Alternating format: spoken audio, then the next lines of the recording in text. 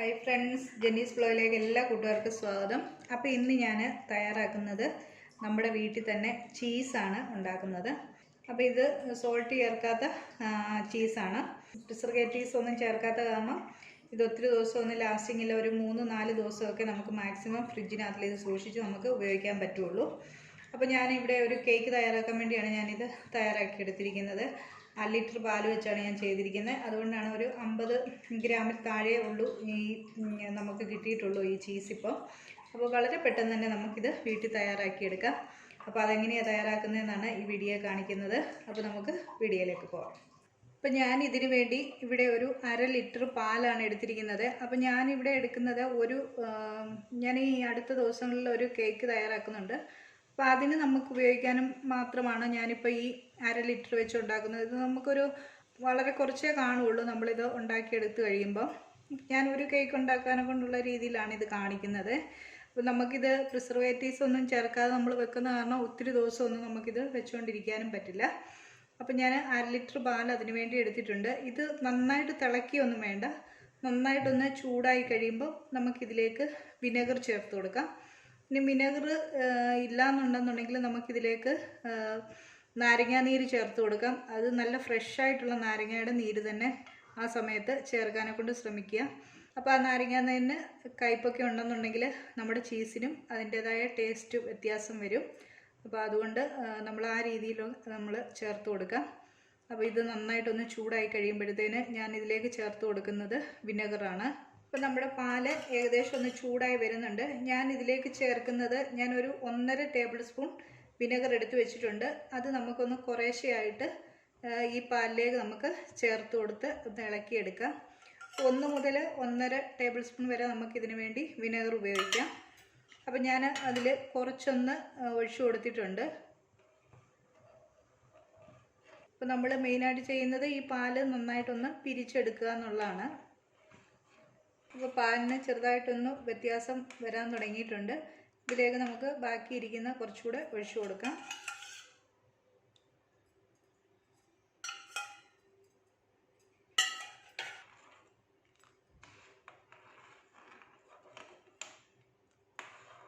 ബാക്കി എടുത്തു വെച്ചിരിക്കുന്ന വിനെഗറൂട് നമുക്ക് ഇതിലേക്ക് ചേർത്ത് കൊടുക്കാം.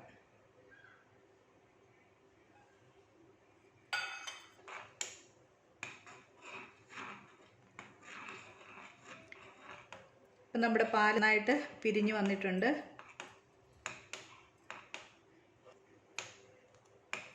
അപ്പോൾ ദാ നമ്മുടെ പാല് നന്നായിട്ട് പിരിഞ്ഞിട്ടുണ്ട്. ഇതിന് നമുക്ക് തീ ഓഫ് ചെയ്ത് കൊടുക്കാം. അപ്പോൾ പിരിച്ചെടുത്ത പാല് നമുക്ക് ഒരു അരിപ്പയിലോട്ടൊന്ന് ഒഴിച്ചു കൊടുക്കാം.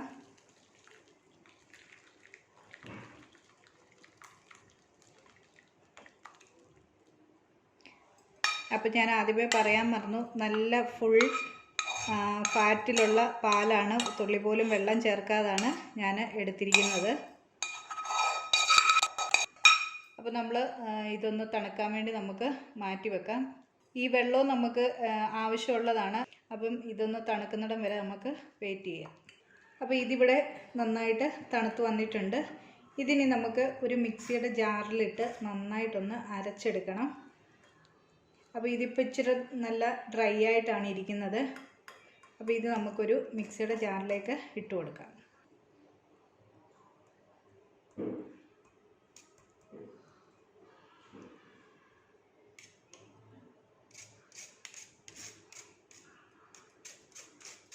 നമ്മൾ പാല് പിരിച്ചു വെച്ച ആ വെള്ളം ഉണ്ടല്ലോ, അതിലൊരു 1.5 സ്പൂണ് നമുക്കിതിലേക്ക് ഒഴിച്ചു കൊടുക്കാം.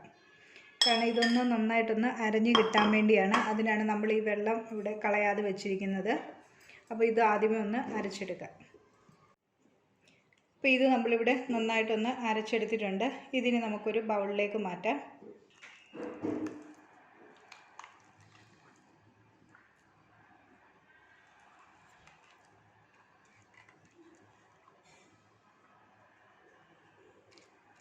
അപ്പോൾ നമ്മൾ 1/2 ലിറ്റർ പാൽ കൊണ്ട് തയ്യാറാക്കിയെടുത്ത ചീസ് ഇത്രേ വന്നിട്ടുള്ളൂ. ഇതിനി നമ്മൾ ഒരു വട്ടം കൂടെ മിക്സിക്കകത്തിട്ട് അടിക്കണം. ഫ്രീസറിൽ വെക്കല്, സാധാ നമ്മുടെ ഫ്രിഡ്ജ് ഉപയോഗിക്കുന്നില്ലേ അതിൽ വെച്ചിട്ട് 3 മണിക്കൂറിന് ശേഷം നമുക്കിത് എടുക്കാം. അപ്പോൾ ഒരു 3 മണിക്കൂർ ഇത് ഫ്രിഡ്ജ് വെച്ചിട്ട് പിന്നെ ഇത് വെളിയിലേക്കിട്ടുണ്ട്.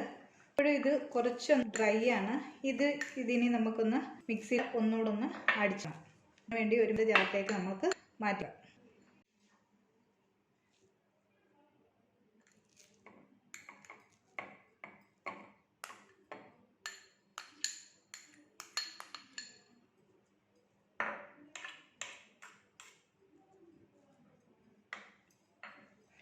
അപ്പോൾ ആദ്യമേ നമ്മൾ ചെയ്തതുപോലെ തന്നെ ഇതിലും ലേശം വെള്ളം നമുക്ക് ഒഴിച്ചു കൊടുക്കാം. അതായത് നമ്മൾ ആ പാല് പിരിച്ചെടുത്ത വെള്ളം നമ്മൾ ഇപ്പോഴും കളഞ്ഞിട്ടില്ല.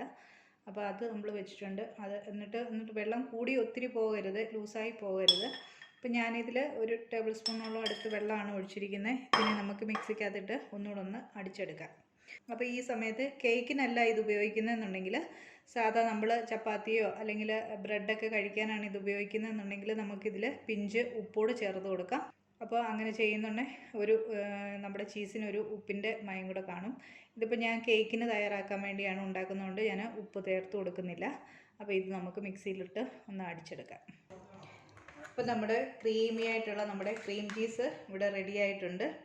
അപ്പോൾ ഇതിനി നമുക്കൊരു എയർ ടൈറ്റ് ആയിട്ടുള്ള ഒരു കണ്ടെയ്നറിലിട്ട് ഒരു 3-4 ദിവസമൊക്കെ നമുക്ക് ഇത് ഉപയോഗിക്കാൻ പറ്റുള്ളൂ. അപ്പോൾ ഞാൻ പറഞ്ഞില്ല, ഞാനിവിടെ ഒരു കേക്ക് തയ്യാറാക്കുന്നുണ്ട്. അതിന് വേണ്ടിയാണ് ഞാനിതിപ്പോൾ എടുത്തു വെച്ചിരിക്കുന്നത്. അപ്പോൾ ഇത് വേറൊരു പാത്രത്തിലേക്ക് മാറ്റി നമുക്ക് ഇത് ഫ്രിഡ്ജിൽ സൂക്ഷിക്കാം. നമുക്കിതൊരു എയർ ടൈറ്റ് ആയിട്ടുള്ള ഒരു കണ്ടെയ്നറിലേക്ക് നമുക്ക് മാറ്റി കൊടുക്കാം. ഞാനിവിടെ ഒരു ഗ്ലാസിൻ്റെ തന്നെ ഒരു ബൗളാണ് എടുത്തിരിക്കുന്നത്. അപ്പോൾ അതിലേക്ക് മാറ്റി നമുക്കിത് ഫ്രിഡ്ജിൽ സൂക്ഷിക്കാം. അപ്പോൾ ഞാൻ ചീസെല്ലാം മറ്റൊരു പാത്രത്തിലേക്ക്, ഒരു എയർ ടൈറ്റ് ആയിട്ടുള്ള ഒരു പാത്രത്തിലേക്കാണ് ഇപ്പോൾ മാറ്റി കൊടുത്തിരിക്കുന്നത്. അപ്പോൾ ഇത് നമുക്കിത് നന്നായിട്ട് അടച്ചിട്ട് നമുക്ക് ഫ്രിഡ്ജിനകത്ത് സൂക്ഷിക്കാം. ഫ്രീസറിലല്ല, ഫ്രിഡ്ജിൽ നമുക്ക് സൂക്ഷിക്കാം. എന്നിട്ട് ഒരു 2-3 ദിവസത്തിനുള്ളിൽ തന്നെ നമുക്ക് ഇത് ഉപയോഗിച്ച് തീർക്കുകയും വേണം. അപ്പോൾ എല്ലാവർക്കും ഈ വീഡിയോ ഇഷ്ടമായെന്ന് വിചാരിക്കുന്നു. ഇഷ്ടമായ ലൈക്ക് ചെയ്യുക, ഷെയർ ചെയ്യുക. ചാനൽ നിങ്ങൾ ആദ്യമായിട്ടാണ് കാണുന്നതെങ്കിൽ ഒന്ന് സബ്സ്ക്രൈബ് ചെയ്യുക. കൂടെ വരുന്ന ബെല്ലൈക്കൺ എനേബിൾ ചെയ്യാൻ മറക്കല്ലോളം ഓപ്ഷനും. അപ്പോൾ നമുക്ക് വേറൊരു വീഡിയോയുമായി കാണാം.